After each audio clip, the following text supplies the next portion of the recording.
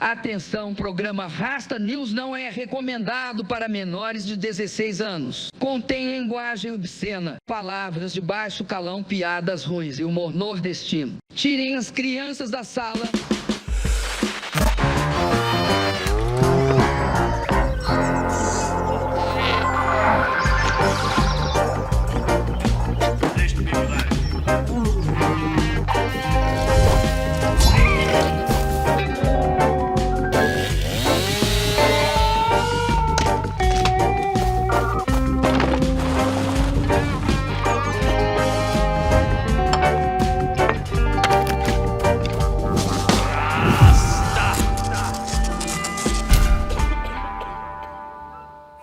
Boa noite, embaixadores. Boa noite, Rasta e Rasters. Sejam bem-vindos a mais um Rasta News, o seu jornal semanal isento de notícias. Testada no pau do nariz, chapa nos peitos, facada na vesícula, rajada de AK?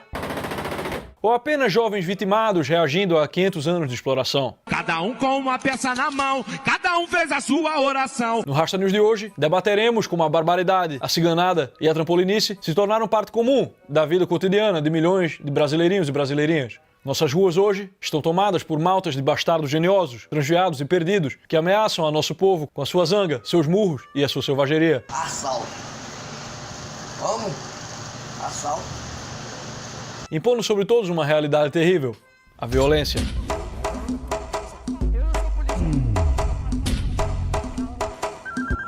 Foi aqui que pediram um assalto com refém? Quem de vocês nunca esteve por aí perambulando pelas nossas ruas e se sentiu ameaçado por grupelhos de trombadinhas? Ou foi mesmo abordado e assaltado pela bandidagem que assola nossas ruas? Eu mesmo já passei por essa situação sinistra.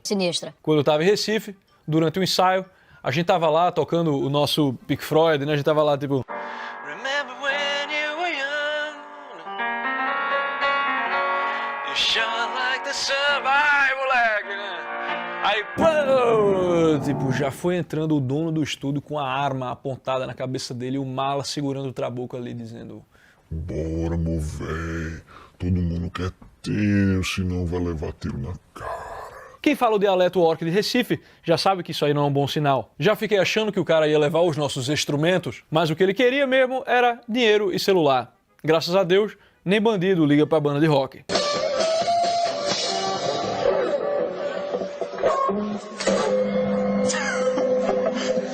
Depois de levar os nossos pertences, ele nos levou ao estúdio de cima, onde o parceiro dele havia rendido outra banda que estava lá ensaiando. Esses meninos, coitados, é porque eles estavam tocando Coldplay, tenho certeza que foi por causa disso. Eles estavam só de cueca. Porque o ladrão gostou das roupas dele. Roupas transadas, roupas da hora, roupas que eu curto. Eu saio uma vez por semana para comprar roupas transadas que eu gosto. Ficamos lá mais uns 10 minutos para dar tempo dos assaltantes irem embora. Depois, fiquei sabendo que eles tentaram voltar no dia seguinte, porque acharam que vacilaram de não levar os instrumentos. Provavelmente algum bandido pagodeiro deve ter dito a eles que uma Gibson vale mais que um celular, e eles resolveram voltar ao mesmo lugar. Mas aí foram vítimas da sua própria ganância e foram pegos pelo sargento Linhares e sua turma. A parede, vagabundo! Também me lembro quando eu morei em São Paulo há muitos anos e um dos meus queridos embaixadores foi abordado por um pistoleiro que chegou nele e disse: Perdeu o Playboy, passa o celular ou você vai arcar com as consequências. O embaixador, que não é dado à violência, então passou o seu telefone. O vagabundo pegou, olhou aquele Nokiazinho todo ralado, escangalhado, típico de músico jazzista, devolveu pro menino e disse: que lixo, hein? Compra outro.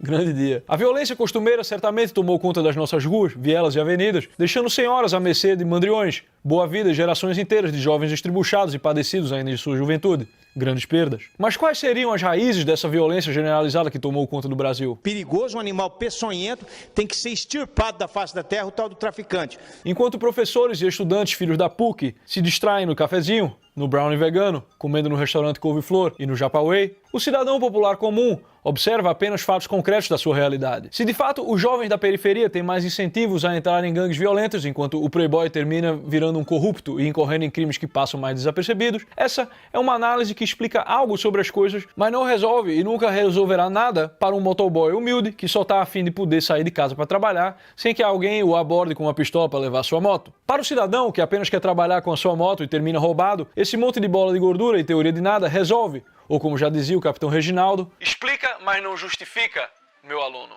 Belas palavras. Para o cidadão, as milhões de explicações de professores de sociologia, drogaria e criminologia, no máximo vão explicar alguma coisa tortamente, mas não vão conseguir justificar jamais um crime. Como que funciona o esquema? Eu chego, meto a mão na cerca de choque, rebento ela e cai pra dentro. Este conceito é um dos mais sofisticados e profundos ensinamentos ensinados na Imperial Casa de Tomás Coelho, onde o embaixador Jopa estudou e ajudaria muito os nossos intelectuais leitudos a lidarem mais com o mundo real. Explica, mas não justifica.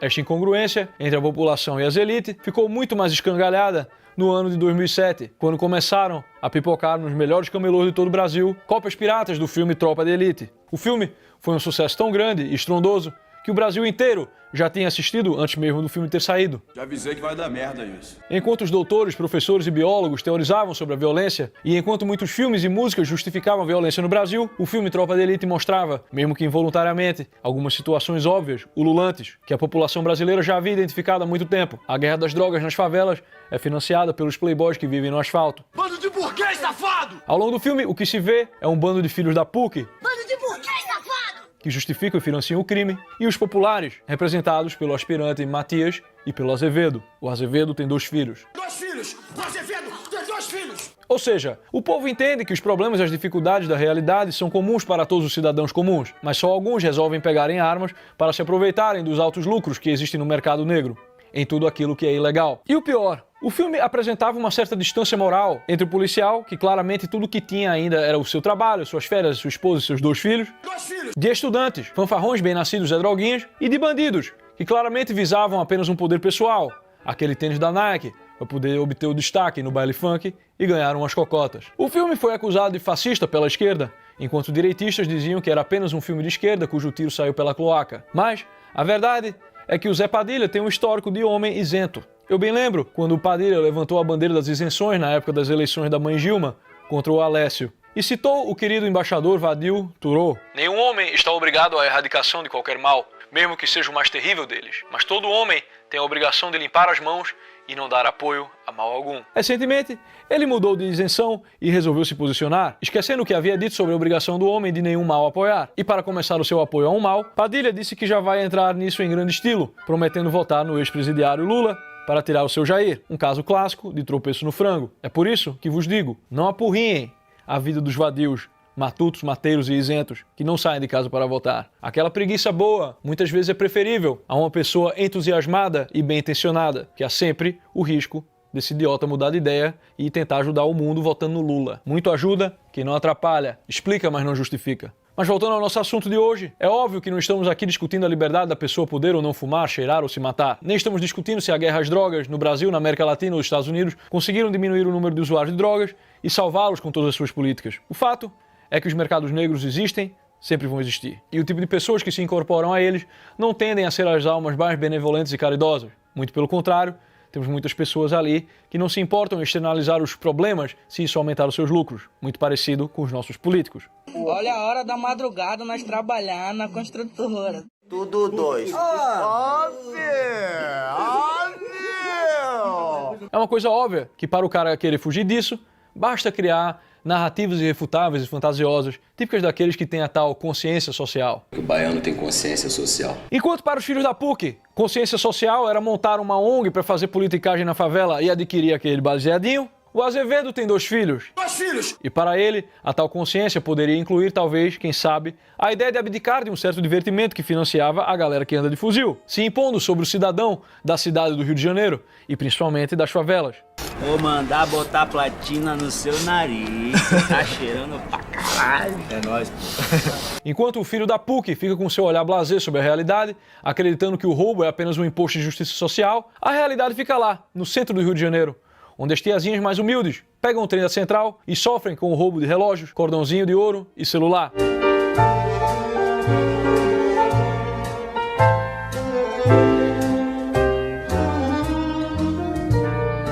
O centro do Rio, a terra dos comuns, é o local com o pior índice de segurança pessoal da cidade. E os sequestros relâmpago, hein? Tem falsa blitz lá na praia de Ipanema? Rio, 40 graus, cidade maravilha, da beleza e do caos. Meus amigos, um fenômeno nada fenomenal que tem crescido no Rio e já se tornou uma das principais fontes de renda das facções criminosas da cidade, é o assalto a caminhões. Tá chegando aquela carga de carne bovina, o maluco é abordado por um bando armado com um fuzil lá na Avenida Brasil. O motorista, quem é? É um homem comum. O segurança, quem é? É um homem comum. A avenida é mais um local comum dentro de um país pobre. Então é ali, num local homogêneo de pessoas pobres comuns, que os ladrões mais executam a tal da justiça social. Será que tem mais latrocínio no Leblon do que na Pavuna? Não tem, né, meus amigos? Pode ficar aí, com teu espírito de porco, achando bonito que tem crime na Gávea e que a merda é tão grande que até rico sofre ao ter que blindar o carro. Mas não vai mudar o fato de que o bicho pega principalmente longe dos mais privilegiados. Do apartamentinho de vocês, daqui da Zona Sul, não dá pra ver esse tipo de coisa não, tá? Vocês estão muito mal informados, estão muito mal influenciados por jornalzinho e televisão. Com um olhar tão distante da realidade, afinal, do que se está falando quando se fala em consciência social? Qual é a motivação dos nossos artistas, cantores, que estão sempre a postos para paletar no Festival de Caninos de Cannes ou no Urso de Berlim? Ou no Lollapalooza, são apenas lacradas no lacrástico. Quando chega o Oscar, os artistas têm sempre uma bandeira para levantar. É o aquecimento meu pau, são as minorias, é o gênero. Apresentam um problema, apontam uma solução que passa longe de algo que eles mesmos possam fazer pessoalmente. Eu fico aqui me perguntando, né? Quando é que vai chegar um deles no discurso do Oscar e mandar a real, né? Tipo, boa noite, senhoras e senhores. Gostaria de agradecer a esse Oscar de melhor ator pela minha performance no filme...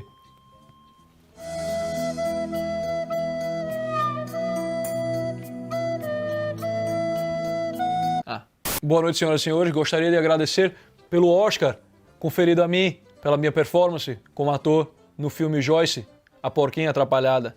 Eu vou sair daqui. E não vai ser nem rica e nem morta. Vai! Vai! Pra onde? Levanta!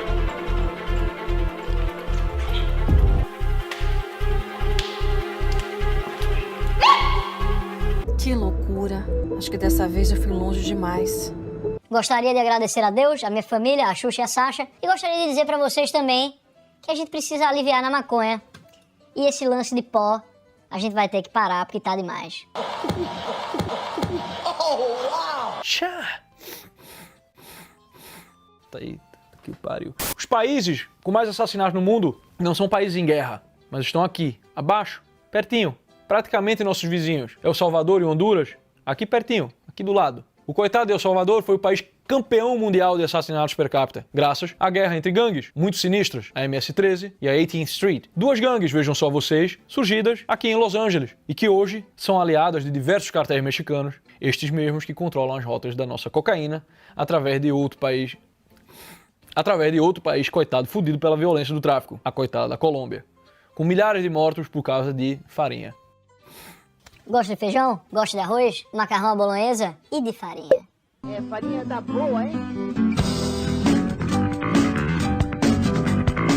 Coitado do Brasil, que nem é um país produtor ou exportador, aí vende para os próprios cheiradores locais. Mas ainda assim, conseguiram criar uma tremenda algazarra no país. E coitado do Azevedo. Azevedo, tem 2 filhos! Pô, aí sim, aí uma verdade bem contada, uma lacrada eficiente e produtiva, ao contrário de querer ficar me contando historinhas sobre como salvar lá os coelhinhos LGBT do Himalaia, né? Pois bem, meus amigos, é difícil falar da nossa situação atual sem entrarmos no universo das droguinhas. Você pode tomar, você pode fumar, mas o que você não pode negar é que a melhor forma de um criminoso se financiar é através da venda de tóxicos. Ô Gildo, como é que é o nome disso aqui mesmo, Gildo? É o cajuzinho, meu irmão. É a nova onda do verão. Isso são fatos reais, muito certos e muito verdadeiros. Há muitos já compreendidos pela nossa população brasileira, mesmo que de forma um pouco exagerada ou confusa, quando acreditam que alguma ideia vaga de liberação seria ou a salvação ou a destruição da sociedade. A real é que ninguém sabe a solução para esse problema, cheio de complicações locais, que variam de país para país, se é que ela exista em alguma forma de política governamental. A única coisa que está diretamente ao seu alcance e que só depende diretamente da sua vontade é parar, é escutar o que a sua avó dizia. Meu filho, não usa isso não. O que você quer, Gustavo? Fumar maconha.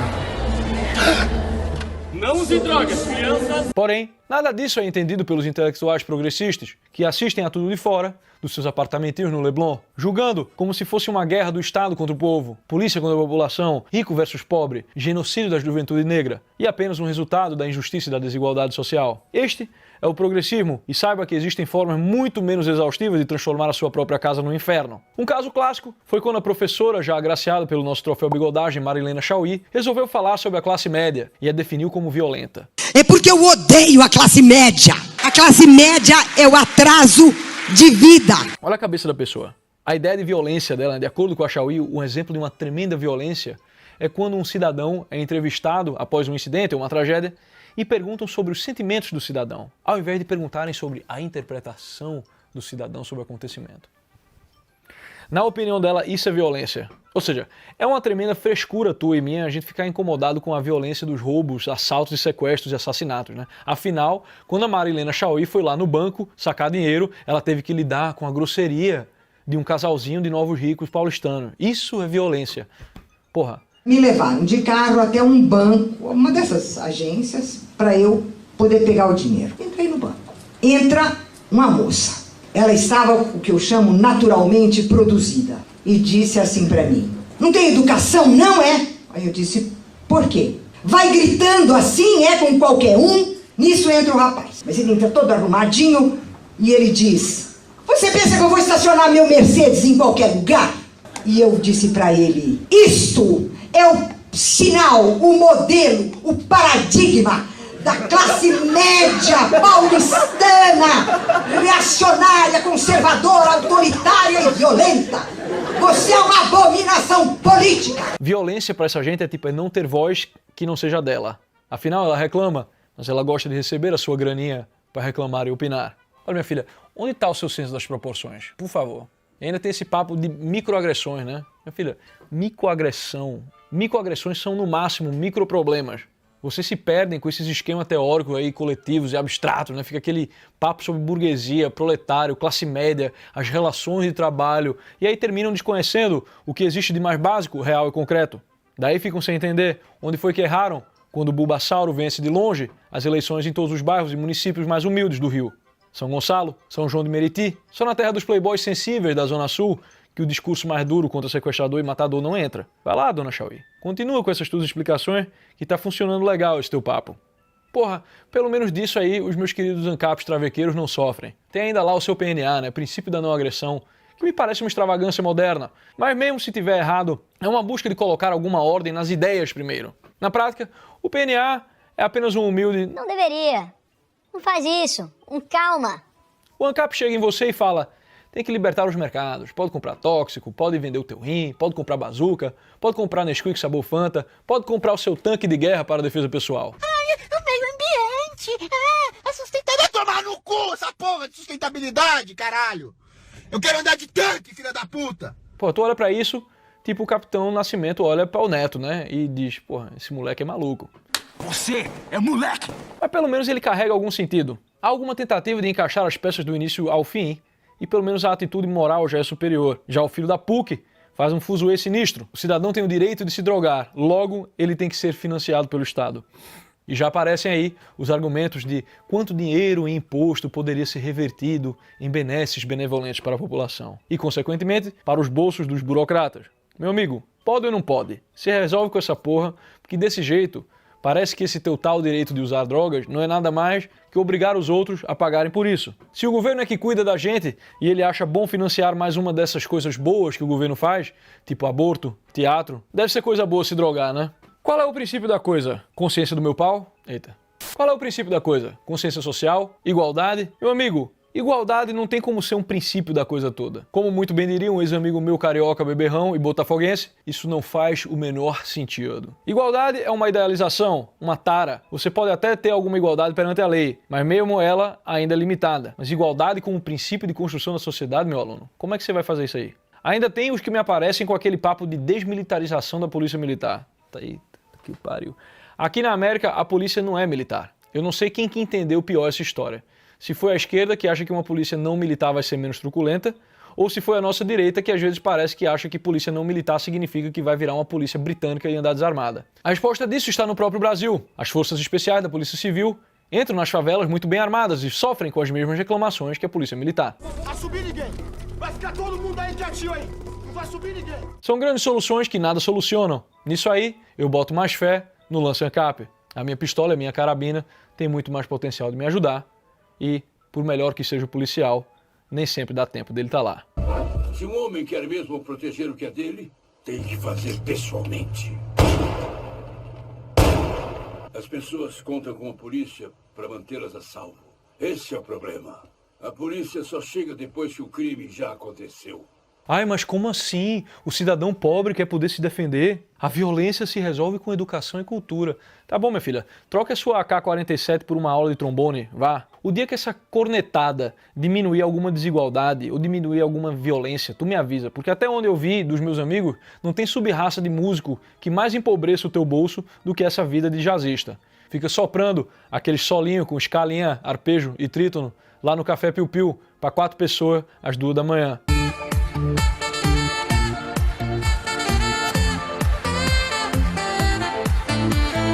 Amigo meu tocava com o seu quarteto numa bodeguinha lá de São Paulo e o cuvê não cobria nem o transporte. O dono do restaurante ainda dava R$10 extra para a banda para fazer caridade e completar na passagem. Disso aí, corre até o risco de aumentar a violência quando o cara descobrir que foi enganado com essa história de cornetar. Ah, mas e o teatro? O Rio precisa do teatro. O teatro salva vidas.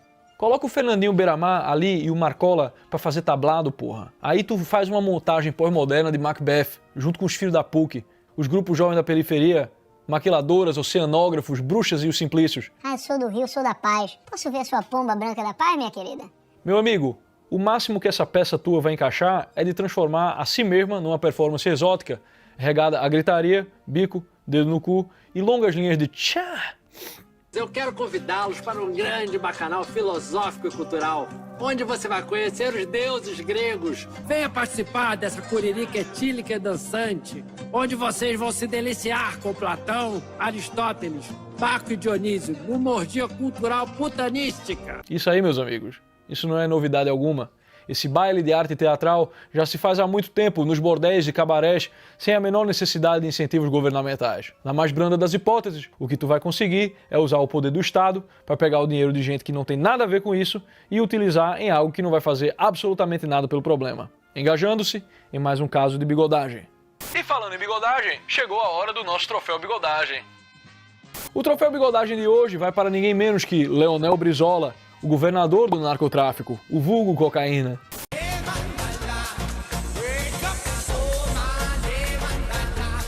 Para falar um pouco dessa questão, temos que voltar no tempo, até o período do regime militar, anos 70, presídio de Ilha Grande. É só você não estuprar, não sequestrar, não praticar latrocínio que tu não vai pra lá, porra! Acabou! Lá, presos políticos e bandidos comuns conviveram durante um bom tempo. Os bandidos aprenderam a se organizar com os comunas. E os comunas, do lado de fora, que já entendiam o pensamento do nosso laureado passado do Troféu Bigodagem, Herbert Marcuse, entenderam também que os criminosos comuns, uma vez instruídos nas táticas de organização, e poderiam ocupar o espaço daquele proletariado que se tornou lumpenproletariado, basicamente um pobre de direita. Essa combinação de Frankfurt com Rio de Janeiro foi amadurecendo e nos anos 80 foi ganhar um tempero, um pozinho branco, que agora chegava da Rolômbia, cujos cartéis buscavam novas rotas e novos mercados além dos Estados Unidos. Isso gerou um monstro que conquistou um espaço significativo no mando do Estado e, consequentemente, do país. Se, nos Estados Unidos, o Estado Paralelo é uma associação entre mídia, ONGs e banqueiros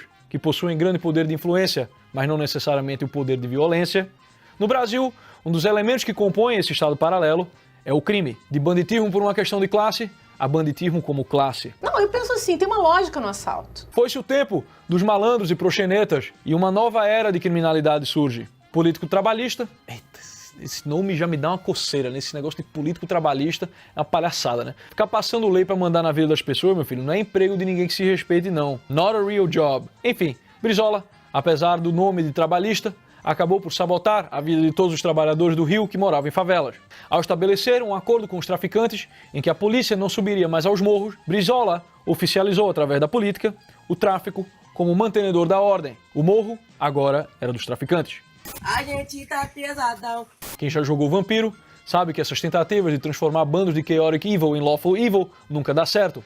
E assim como na Camarilla, os morros do Rio viraram território de disputa entre facções. Não é nem preciso dizer que essa violência não ficaria apenas lá e logo desceria para o asfalto para tomar as ruas. E o que faria Brizola? Brizola tomava as arminhas de plástico das crianças. E dava o quê? Livrinhos em troca. Olha essa foto aqui do palhaço pulando uma fogueirinha de arminha de plástico. ao mesmo tempo que a sua política possibilitou que os narcos se armassem até os dentes de arminhas verdadeiras. Vai lá, apara um tiro de AK com um livro da Marilena Chauí.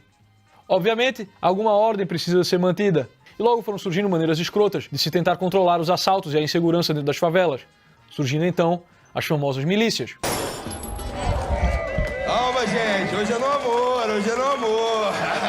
Mais uma facção competindo pelo mando do Estado e influenciando a política do país. Graças ao nosso Cavaleiro de Ouro, da constelação da Cara de Pau, temos filmes como Tropa de Elite e os 70 mil homicídios por ano, que, se agora diminuíram, é apenas porque o crime organizado ficou mais profissional, mais cirúrgico em suas operações, é o que dizem especialistas. Brizola, a essas alturas, deve estar pulando aquela fogueirinha eterna no playground do condomínio Malebolge, mas ainda pode ser homenageado pelo nosso troféu bigodagem.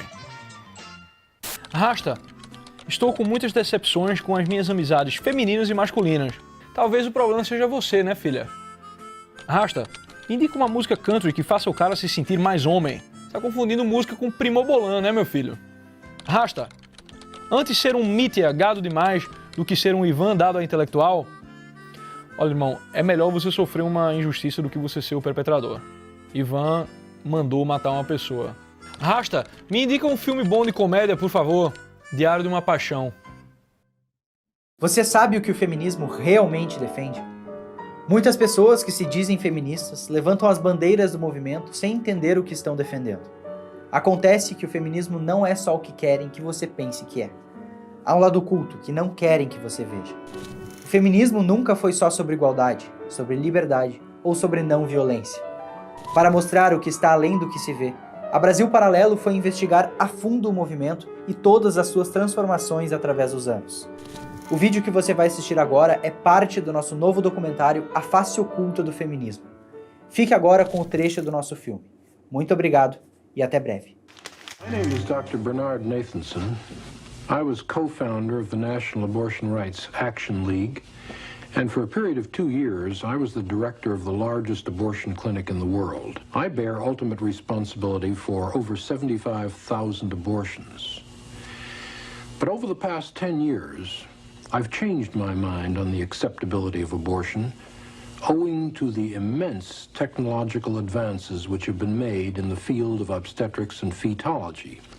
Advances such as ultrasound imaging, fetal heart monitoring, and fetoscopy, which have allowed us now to perceive, without question, the unmistakable humanity of the unborn child.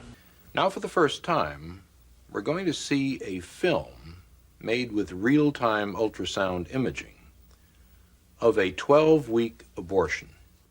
You will note that as the suction tip, which is now over here, moves toward the child will rear away from it and undergo much more violent, much more agitated movements. The child is now moving in a much more purposeful manner. Its orientation changes from time to time. It is rearing again here. Now, the suction tip has not actually touched the child, even though the child is extremely agitated and moving in a violent manner. The child has now moved back to the profile view, and the suction tip is flashing once again across the screen. You can see the tip moving back and forth as the abortionist seeks the child's body. Once again, we see the child's mouth wide open in a silent scream in this particular freeze frame. This is the silent scream of a child threatened imminently with extinction. Nessa nova dinâmica familiar, o avanço das indústrias farmacêutica e cirúrgica seria operado de modo a atender ao projeto feminista em sua pretensão de igualar os sexos. The ability to choose when and whether to have a child and to bring only a wanted child into the earth. This is essential to life. E se você for ver a história da pílula, ela surge dentro de um contexto de liberação sexual, né? Uma ideia de fazer com que as mulheres pudessem desenvolver uma vida cada vez mais libertina sem arcar com uma gravidez. E com isso elas postergam cada vez mais a maternidade. E aí você tem um ciclo de pessoas infelizes, frustradas e que atrasou de tal maneira o relógio biológico dela que hoje ela não consegue gerar uma vida. Já existe, inclusive, aí um movimento das feministas questionando a pílula, porque faz mal ao corpo da mulher. E isso não é discutido socialmente, né? A pílula não é simplesmente uma pílula de açúcar, é hormônio, é remédio. Você também vai sofrer alteração. Tudo isso é uma engrenagem, né?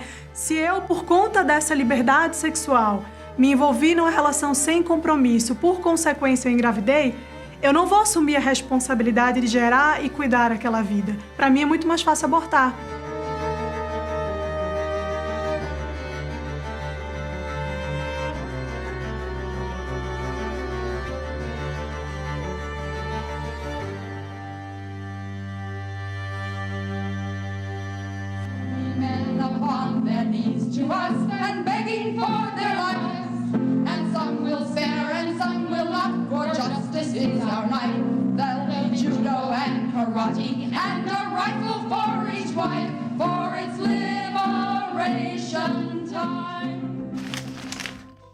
Quem era Valerie Solanas? Valerie Solanas é uma das mulheres consideradas a mulher mais feminista do mundo. Ela tentou matar um homem e as feministas aplaudiram e as feministas fizeram todo um movimento para tirá-la da prisão.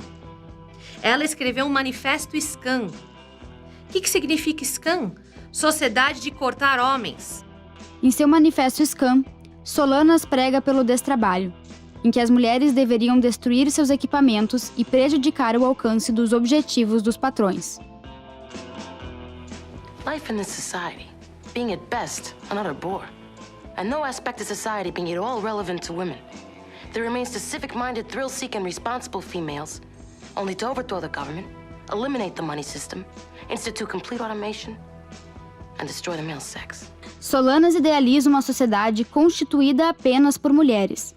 A reprodução aconteceria em laboratório, impedindo a concepção de bebês com deficiências como a masculinidade. Em um futuro, a reprodução de bebês não precisaria mais ocorrer, já que o envelhecimento e a morte seriam superados. Il n'y a pas de raison humaine à l'argent et au fait que quiconque travaille.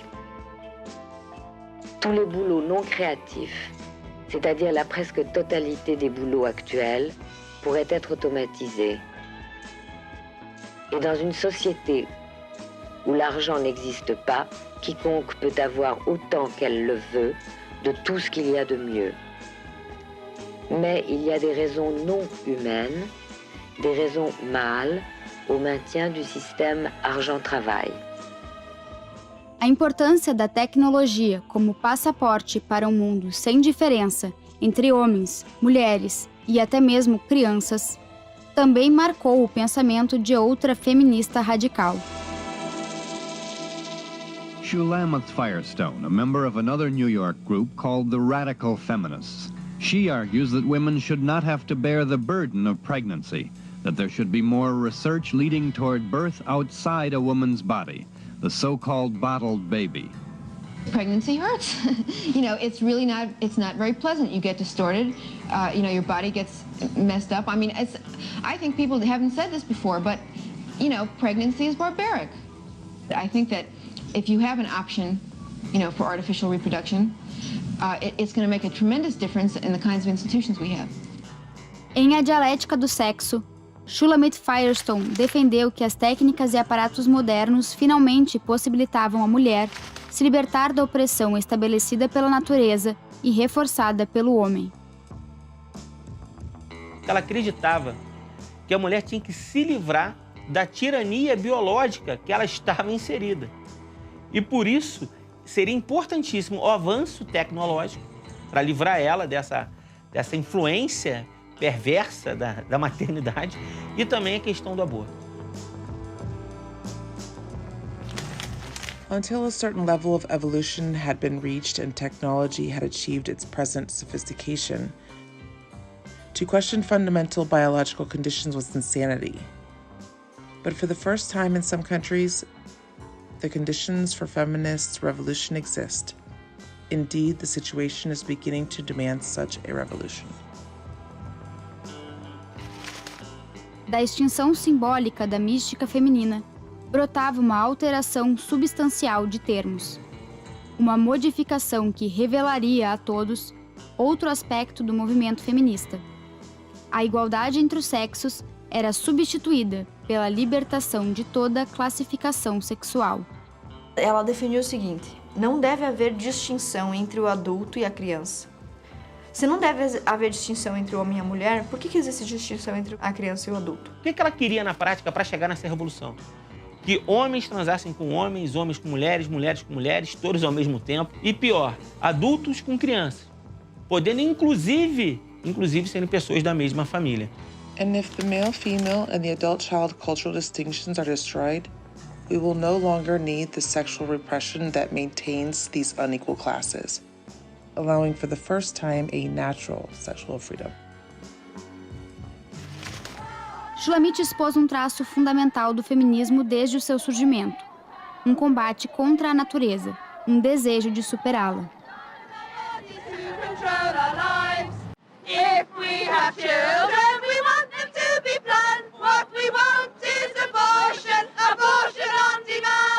In an art world, you can do anything. You can make the world exactly the way you want it. I mean, as far as God is concerned, I'd like to be God. I don't really worry about somebody out there, Ao tratar da libertação sexual, Shulamit antecipou a pauta que protagonizaria o movimento feminista em sua terceira onda: a ideologia de gênero. Quer assistir a versão completa do nosso novo documentário exclusivo para assinantes? Então preste muita atenção. Nós estamos nos últimos dias para você garantir o melhor plano da BP, com mais de R$200 de desconto. Assinando agora o plano Acesso Total, você desbloqueia todos os conteúdos da Brasil Paralelo. São mais de 60 produções originais, o nosso novo filme A Face Oculta do Feminismo, mais de 50 cursos e formações, incluindo um curso completo com a professora Ana Campanholo sobre a história do feminismo. Você ainda garante acesso ao nosso streaming, com filmes selecionados a dedo e conteúdo infantil seguro para todas as idades. Mas não perca tempo. São as últimas horas para aproveitar o desconto de lançamento e liberar o nosso melhor plano pelo menor preço. Clique no botão abaixo e faça a sua assinatura. Assim, você libera acesso a mais de 60 produções originais, incluindo A Face Oculta do Feminismo, Invasão Bolchevique e Teatro das Tesouras. Fique agora com o teaser de A Face Oculta do Feminismo. Nós contamos com você. Muito obrigado e até breve. A maioria das pessoas acham que por você ser mulher, você já é feminista. Ela é considerada a primeira feminista. Ela ficou conhecida por causa do seu livro, As Reivindicações dos Direitos das Mulheres. A gente sequer se dá conta de que muitas das ideias feministas estão enraizadas na nossa cabeça. Ela tentou matar um homem. Ela escreveu um manifesto SCAN, Sociedade de Cortar Homem.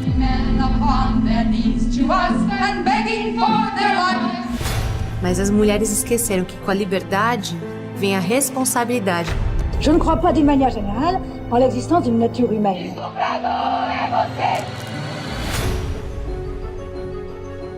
Uma das grandes falácias do movimento feminista quanto à emancipação da mulher é a ideia muito vendida, muito difundida, de que foi o feminismo que conquistou para a mulher a inserção no mercado de trabalho.